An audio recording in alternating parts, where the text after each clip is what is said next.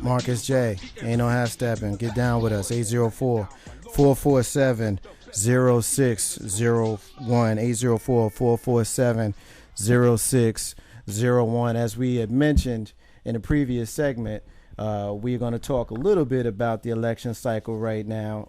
But before we do that, I wanted to go ahead and play a clip for you guys. I want to play a clip of Mitt Romney having a debate with Mitt Romney. Take a listen. Look, the right course for America's government, we're talking about the role of government, is not to become the economic player. The last player that can step forward is government. And that's why we're going to have our government take action to stimulate the economy. I think it's frankly not moral for my generation to keep spending massively more than we take in. On the spending front, though, we're also got to spend more. I hate doing that as a conservative, but I think we ought to spend more. Regulation is essential. You can't have a free market work if you don't have regulation. But I'm going to cut back on regulation. I'm going to put a cap on regulation because I want to bring back housing. Don't try and stop the foreclosure process. Let it run its course and hit the bottom. Cut taxes for the rich. That's not what I'm going to do. We're going to cut taxes on everyone across the country by 20%, including the top 1%. And the key to great schools, great teachers. More teachers. Did he not get the message of Wisconsin? The American people did. It's time for us to cut back on government. In fact, I do have a plan that deals with people with pre-existing conditions. That's part of my health care plan. You've got to get insurance when you're well. And then if you get ill, then you're going to be covered. And we have to have a president who can reach across the aisle and fashion important legislation with the input from both parties. Time and again, I vetoed measure after measure. As president, I will sit down on day one. I'll sit down with leaders, the Democratic leaders, as well as Republican leaders. If I were president, day one, I will take action to repeal Obamacare. I figured out from day one I had to get along. And I had to work across the aisle to get anything done. I was a severely conservative Republican governor. Marcus J. Ain't no half stepping. Now, we had an opportunity just now you did too, listeners, to listen to a debate. There's going to be one tonight. There was one last week. That debate was Mitt Romney against Mitt Romney. Now, if you listen to it, I kind of say it in a joking way, but real talk, there was some real questionable things that came out of that. Most obviously is the clear differences between what he says in one clip versus what he says in another clip. Grizz, yes. Why don't you tell us what your biggest concern is in this particular election cycle and how it relates to what we just heard? In an era of politics that we live in where everything is so polarizing, this is a perfect example of why everything is so polarizing. Because people who believe in truth have to sit and tolerate people that just play that just give out what you just played. This Republican candidate, I don't know if y'all endorse people on this show or not. I'm not endorsing. I mean, individually, we Carlton and Ruben have not specifically said who they are supporting. I'm on record as supporting the president, not because he's a Democrat, because I ain't feeling Democrats. Right. And I ain't feeling Republicans. You ain't feeling liars is what you... Well, I'm not feeling Democrats and I'm not feeling Republicans for different reasons. Right. But I am feeling President Obama. And if I felt like Mitt Romney was someone who was truthful and had a vision for the country that I supported, I would root for him. And I could care less that he's a blood and the other guy's a Crip. I got you. So what I'll say, I won't endorse anybody, but you can tell who my endorsement is just by this little 30-second or minute right here. Look, people of sound mind and sound body and sound thoughts, he is telling you who he is all the time. All you have to do is listen. Mitt Romney is saying he will be whoever you want him to be for your vote. On top of the fact that the Republicans will say and do anything not on the basis of the well-being of the country, but they don't like the current president as a person, as a man. If you just think back, not too long ago, real near past, so to speak, at the things Bush, nobody liked Bush as he left, but nobody said Bush was un-American. Nobody said Bush was the Antichrist. Nobody, I mean, some of the venomous things that have been said about our president would not be, should not be tolerated. And it's so obvious. It is so obvious to me. And what I don't get is is for the people who support Mitt Romney, how they can sit there and vote for him knowing that he plays on both sides of the fence. He will tell you what you want to hear for your vote. And that's for not just the independents, but for the Romney supporters. Marcus played it just earlier. He's for cutting spending. Oh, he got to do some spending. He's against Obamacare. Oh, he passed the same thing in the state of Massachusetts. This is not real hard. But I don't know why it's this. I don't even know why this election is so close. Somebody please tell me why this crap is so close. Big Rube, Grizzy just basically shared with us that his main concern is the flip-flopping and the untruths that we're hearing from Mr. Romney. What is your main concern in this current election cycle? My main concern is the lack of real good advertising. You know, we see all these commercials all day about President Obama did this and he wasn't supposed to do that. Romney says this, but he's not really going to do that. You know what? The majority of the ones that we hear are from American Crossroads and We Want America Back and blase, blase. But you know what?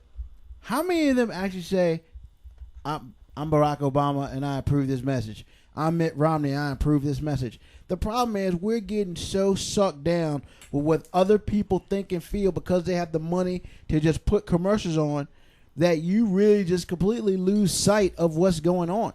The commercials just tantalize you. They just hypnotize you on both sides. Now, as far as picking somebody, you know, I'm going to pick Obama simply because I believe that if the other side is picked, then not necessarily Romney himself. I don't think Romney's a bad dude. I just think that the Republicans, unfortunately, want to take away freedoms that we have. And I think I've said before, if they take away the choice of abortion for women, what's next? I mean, it's to me, it's that simple. My thing is, I want commercials that say that those people are endorsing this. I want them to say, I approve this message. Because a whole bunch of commercials are so terrible and so right and left wing that I don't know who really approves any of that. As far as I know, it ain't either one of them. Carlton Banks. We went around the room. We got Grizzy, whose biggest concern is the untruths coming from one of the candidates. Side. And to be completely honest with you, I mean, I support the president, you know, in his reelection efforts, but he has done some things that I am not happy with. And you know, Mrs. J gets on me all the time because the first thing that I'm not partisan, but not be. But the thing that drives me nuts about what he did was the National Defense Authorization Act, which a lot of people don't know about it. He got swept under the rug when he signed it. It's not the kind of thing that he's going to probably enforce, but the next president who might be a warmonger. You know, maybe if the president Obama is elected now, we might get him for 4 years, and then president after that. Who knows? But during wartime, you know, your civil liberties are going to definitely be violated. Mm-hmm. And you know, if you're not familiar with it, we don't have time to get into it now. Look up the National Defense Authorization Act. Look it up. Read the bill, and understand that if you wild out in the street and they think that you're, you know, a problem, they ain't got to read you your rights. They ain't got to do nothing but take you away, and there's no due process. You don't get out tomorrow. You don't get to make that phone call. They gonna hold on to you until they feel like they don't need to hold on to you no more. Carl Banks, what is your biggest concern in this particular election cycle? And we'll talk about it. I'll share mine. Then we'll round table some stuff. Okay. The biggest thing I have a problem with is the fact that my man said he's going to create jobs, which in so many words he's lying. He said he's going to have big business merge and therefore create jobs. I've been a part of big business. Tell them, Core. All right? Called. Anytime you combine a job or combine companies, you lose jobs. For him to come out of his mouth and say that that's going to create jobs, no. You know, the thing about it, everybody's upset about what he did for Detroit. Okay, well, believe it or not, his support for Detroit was a good thing. He showed that, hey, Obama. I can give people money and then they pay it back and the industry stays here. We're looking for jobs here in the United States of America. Jobs are going to China. You know what? We'll never be out of that debt with China. I don't care how long we live, how much money we make. Unless new money is made, or we go to war, or anything, we're never going to repay that debt. Okay. Jobs here in America matter. You let Romney do it. Romney's not hard on China. Romney's going to look for every job to go over there. He's going to give these big companies tax breaks to send jobs out of the country and everything. I'm on record as saying I don't have a problem with outsourcing work. I have a problem with offshoring work. Offshoring has been done since the Reagan era. So it's been done since, well, before the Reagan era, in my opinion, I think. But the fact of the matter is this. Those jobs are done by people who we, as Americans, feel are beneath us. Well, guess what? I'll sit on the phone. I'll take your calls. brother. And you know what? I don't have a problem with taking that call. And then when I tell you the truth about it, you're going to be upset because I'm telling you the truth where somebody else will sit there and tell you a lie about the situation. Marcus J., can we have a serious discussion on this show in regards to just the state of the country? I mean, if you think about people that we personally know or, you know, family members or whatever who are going through hard times economically, and then you look at this election and see what they're facing. Carlton said it best. When a corporation looking to make more jobs, the first thing they do is downsize. They're trying to cut costs. It's not in their interest. It's almost like capitalism works against the interests of the working man. They always try to find some type of balance with this. But this is something that, as I grow in my political thoughts, well, some people will call me a lefty or a socialist or whatever. But I'm for labor unions. But I'm not for labor unions, for instance, with teachers affecting a child's development. You know, I'm for every man has a right to make a decent living for his or her family without being beat over the head by the government. But for the right or the Republicans to come in and say they for less government when the last administration, Bush, gave us the deficit, broke the financial industry, put these people out of work, and they so quick to run right back behind the same daddy warbucks dude that put you in the poorhouse, and the president that is currently in office is the one saving you from eating ramen noodles. Yeah. Well, here's the thing. I mean, you get people who get caught up in the rhetoric of listening to the talking points. And you also get people that get caught up in voting for a party based on the party. Now, I'm not going to call anybody out. I got a friend of mine who is a Republican white female who I'm blogging with her right now online. And I put a post up of the Romney debate that I played and kind of played it in a joking way. But in all seriousness, I played it to show the contradiction in some of the points that he makes. Right. And my friend refuses to look at it because she views it as propaganda. Right. and she used the term Photoshop. I reminded her that these are the answers that he gave to the same questions, just on different days. And one of the response, and I said to her, I'm afraid of Mitt Romney. Her response is, I'm afraid of Barack Hussein Obama. Mm-hmm. Barack Hussein Obama. Come on. Now, the reason why I bring that up, first of all, his name is Barack Hussein Obama. So on the one hand, you can't really trip.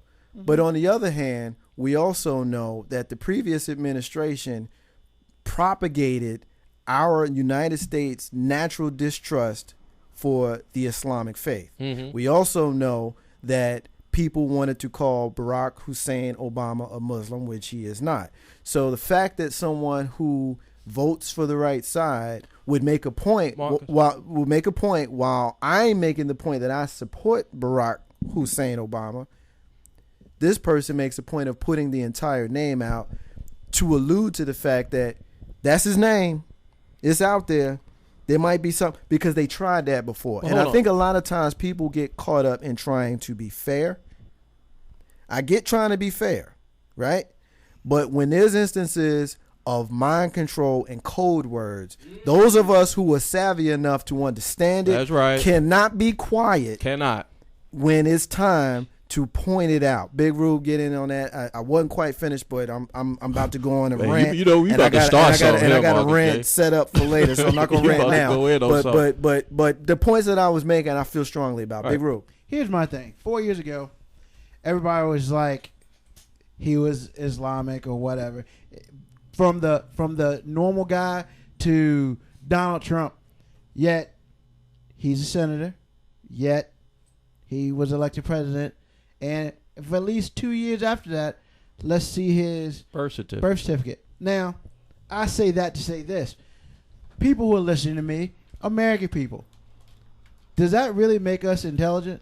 Because if we did elect someone who is not of American descent, because the rules state that you must be an American in order to run for president. Right. You can not a converted American, not anything else. You must be a born American citizen to run for president. And we're asking for his birth certificate. Doesn't that make us look stupid? Because he had to fill out the paperwork to run for president. And think about it. If he wasn't American, don't you think they would have caught that when he filled his paperwork out? So, I say that to say this. People are listening to the stupidity of other people and what they feel and what they think. But if we're going to be honest, we need to go with the rules. The rules state in order to run for American president, you must be an American. You must be a born American citizen. If he was not able to run for office, he wouldn't be an American citizen. So why are you sitting here stupidly asking for his birth certificate? Because then at that point in time, you're calling our government, the people who process all this, stupid because they could not come up with the birth certificate. And I say that to throw that out to y'all. Why do we continue to make ourselves look stupid? And why do people keep to believe the stupidity of what we do to ourselves? Let's be clear. Let's be clear. It's not, he touched on a little bit with the code word part. But people of color know exactly what's going on. People that are the majority or been the majority since Plymouth Rock and Jamestown or whatever, they know exactly what's going on. No president has to see the masses come up to the U.S. Capitol with sidearms. And maybe Lincoln, 155 years ago, maybe, and even D.C. was surrounded by Union troops. So no Confederate could get over the Potomac. But let's be clear, we all dance around. They don't like him because he is a black man. Pure and simple. And we got to understand the country that we live in. And for them to sit there and try to lollygag at Fox, you know what I mean.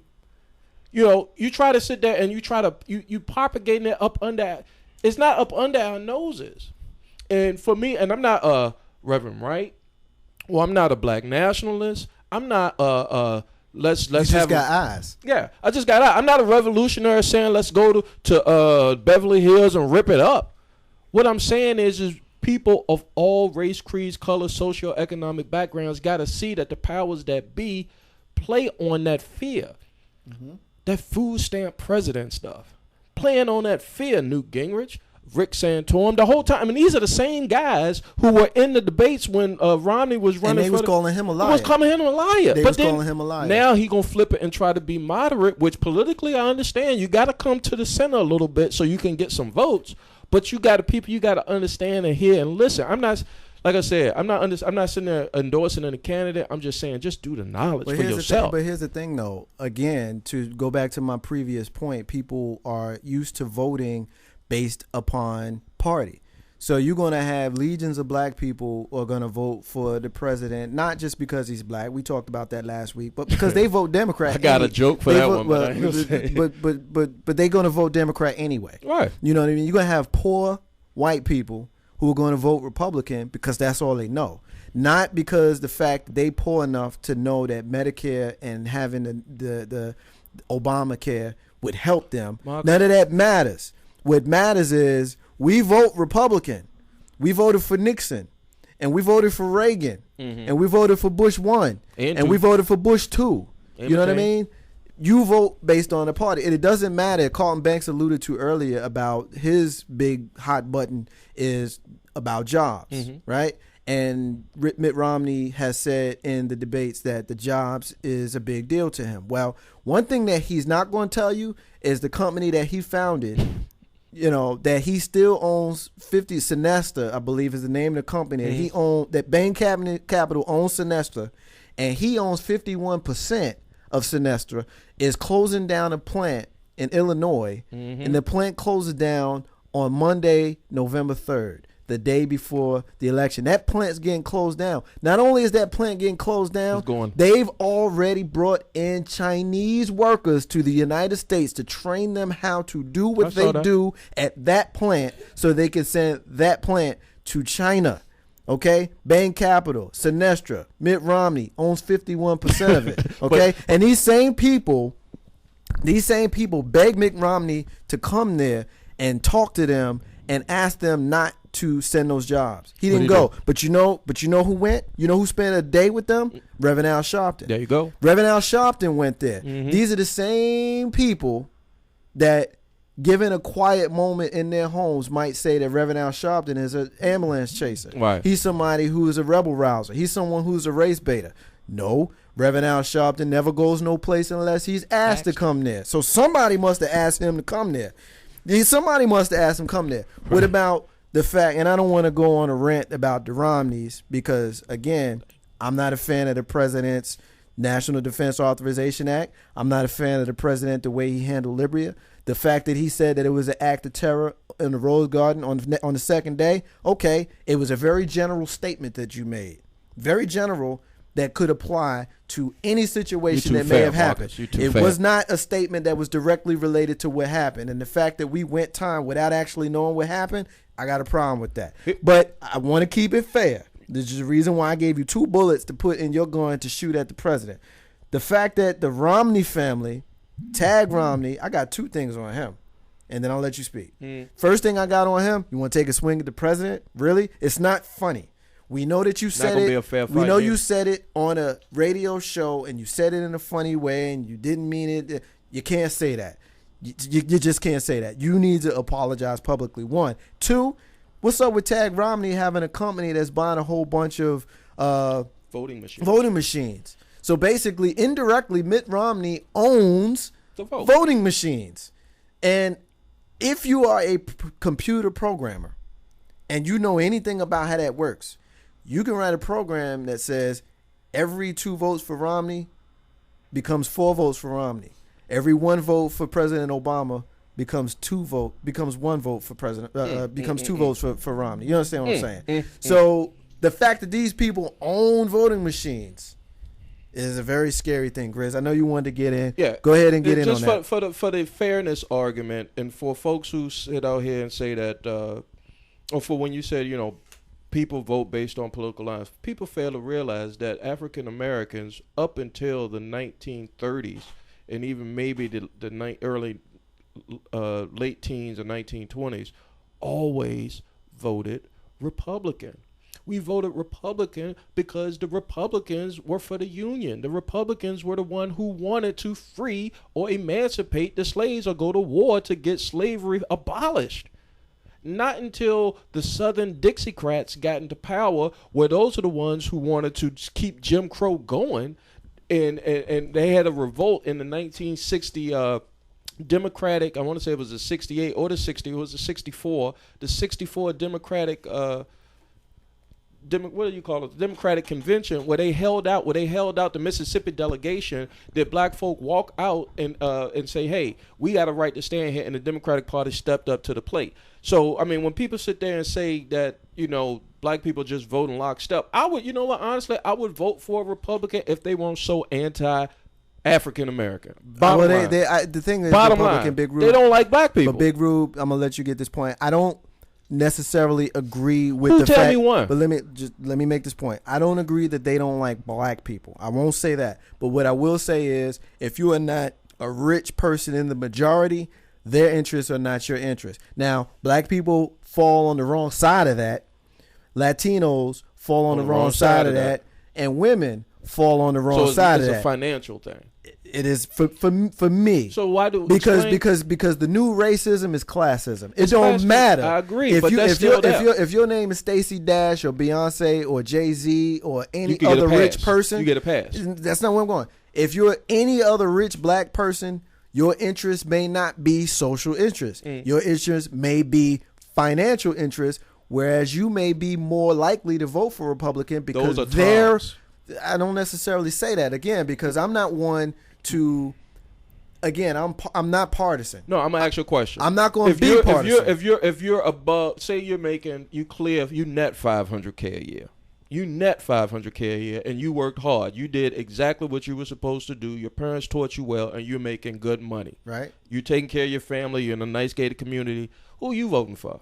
Well, me personally, because of me personally, though, right? personally, I will vote for President Obama in this Exactly. election. Why would that? Well, because I feel that he is more in line to what the people need. Now, the people who don't want him, it's debatable for their reasons for why they don't want him. But I am not going to be. I'm not going to be one that's going to be down on the Republican Party simply because of their policies. I'll be down on them because of the way they do business. The way they do business is shady, it's dirty, it's unfair, it's bullying, I agree. and it's bull stuff. Right. I agree. Okay? I just based take it a on step that. further. I just take it a step further. Big Rube, Rube, go ahead I'm and sorry. make your point. Carlton is going to get the last word on this segment. Big I would Rube. like to dispel the myth of they call him the food stamp president.